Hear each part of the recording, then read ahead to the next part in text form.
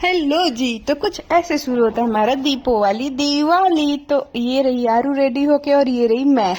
तो मैं सबसे पहले सुबह सुबह हमने घर की सफाई करी, गेट वेट साफ करके तोरण लगाना शुरू किया और उसके बाद फिर मैं नहा धो के आ गई किचन में।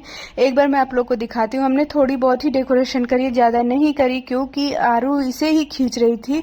अगर ज़्यादा कर देते ना तो वो सारा खींच खींच के नीचे निकाल देती, तो इसलिए हमने थोड़ी सी करी। और फिर मैं आ गई प्रसाद बनाने, क्योंकि मैं घर पे ही प्रसाद बना रही थी गणेश लक्ष्मी जी के लिए लड्डू।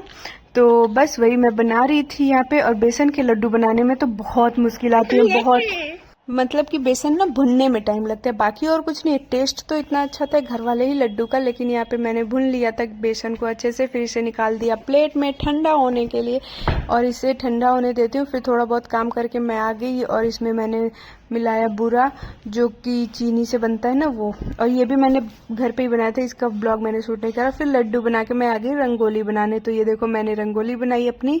और फिर यहाँ पे हम फ्लोर वालों ने डिसाइड करा कि हम सब मिलके एक बड़ी सी रंगोली बना लेंगे, तो बस वही हम लोग बनाने में लगे हुए थे। और ये मेरी छोटी वाली रंगोली दरवाजे के पास। फिर सब लोग रेडी हुए। ये देखो आरू रेडी होके ना यहाँ पे फोटो शूट करा रही थी, इसके पापा कर रहे थे और मैं अंदर रेडी हो रही थी। और ये कैसी लग रही है आप लोग जरूर बताना कमेंट में।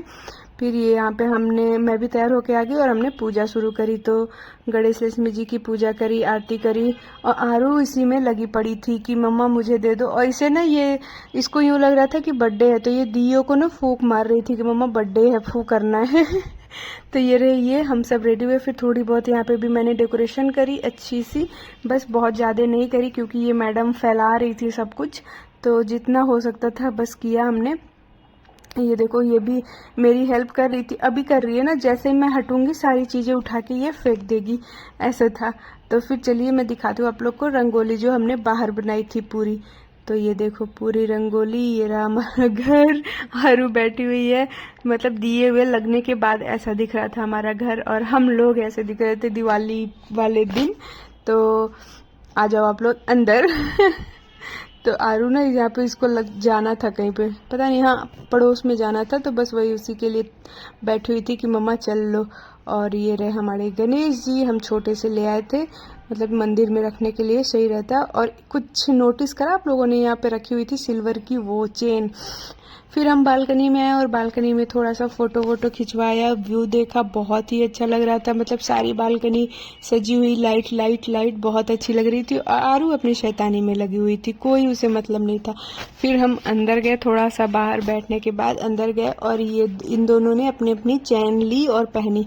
मतलब इन्होंने ली थी एक चैन और एक आरू के लिए हमने चैन ली थी सिल्वर की। तो बस आरू को वही सिल्वर की चैन पहना रहे थे हम।